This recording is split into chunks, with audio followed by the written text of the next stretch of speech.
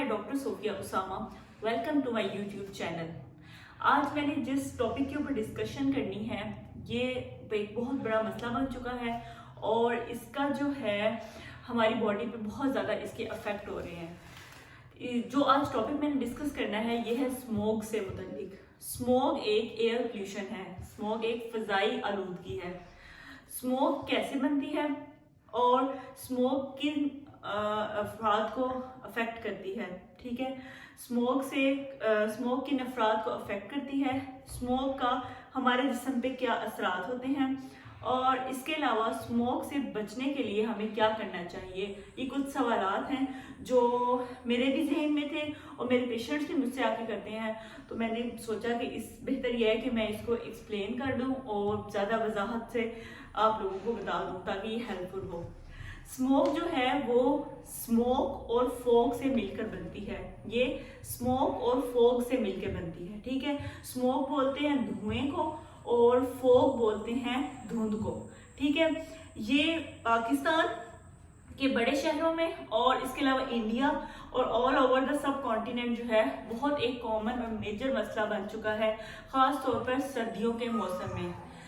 जो लोग इससे अफेक्ट होते हैं वो कौन से ग्रुप के लोग हैं, उसमें बच्चे आ जाते हैं, ठीक है। इसके अलावा बुजुर्ग आ जाते हैं और वो लोग जिनको ऑलरेडी एलर्जीज, एस्थमा या फिर स्मोकर्स जो हैं वो इससे अफेक्ट होते हैं, ठीक है।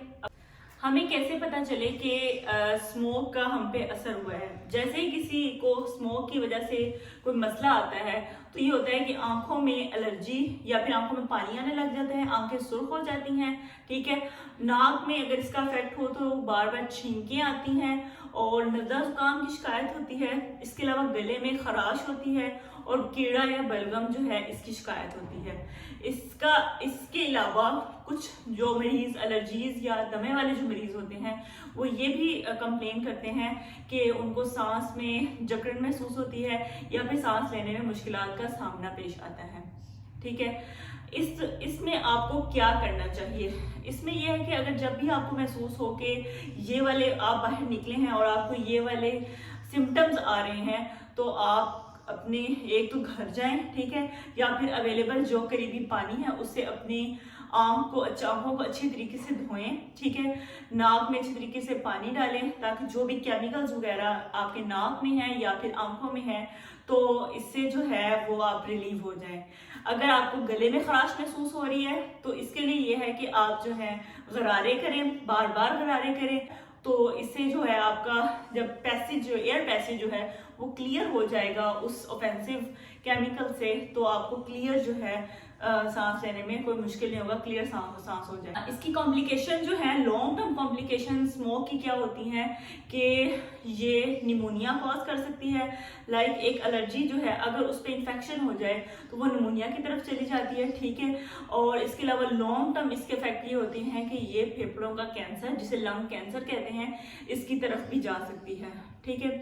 जो डॉक्टर्स हैं वो स्मोक से जो हम ट्रीटमेंट देते हैं वो ये देते हैं कि नोज़ के लिए हम एंटी हिस्टामीन और एंटी एलर्जीज का यूज़ करते हैं, ठीक है।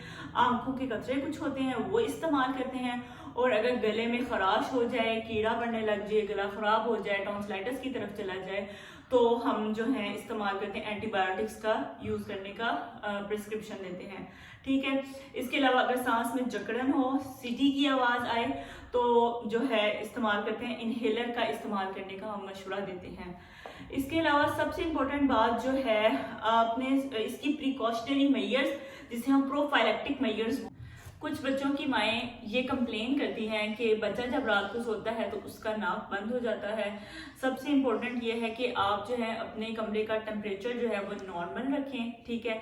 एक ह्यूमिडिफायर का इस्तेमाल करें। ह्यूमिडिफायर एक मशीन के तौर पे भी यूज़ हो सकता है या फिर जो बच्चों का स्टीमर होता है ना उसको अपने रूम में ऑन करके रखें ताकि उसकी स्टीम जो है वो कमरे में हो, जिससे जो है मॉइस्चर कमरे में आएगा और बच्चे को जो है सांस लेने में जो खुश्क हवा जब उसकी नालियों में जाती है तो उसकी वजह से जो सांस का मसला होता है वो जो है वो कवर हो जाएगा। इसके अलावा जो है आप सेलिनियस ड्रॉप्स मिलते हैं स्टोर से, उसका इस्तेमाल भी कर सकते हैं। वो ये होता है कि 1 और 2 ड्रॉप्स आप एक एक नोस्ट्रिल में बच्चे की डालें, जिससे जब उसका क्लियर हो जाता है नोज तो उसको सांस लेने में जो है आसानी हो जाती है। बच्चे को जब लिटाना है तो थोड़ा सा सराहने के ऊपर सर रखें, इससे जब बच्चा जो है वो सीधा सांस लेने में उसको मुश्किल नहीं होती। ये कुछ टिप्स होती हैं जो डॉक्टर्स भी रिपीट बार बार करते हैं और जो माएँ होती हैं उनको मालूम भी होता है, लेकिन जो अर्ली मदर्स होती हैं उनको कुछ ये बातें मालूम नहीं होती, तो उनके लिए बहुत हेल्पफुल होगी।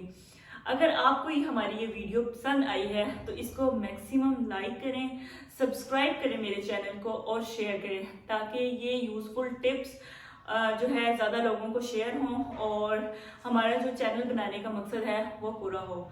Thank you so much.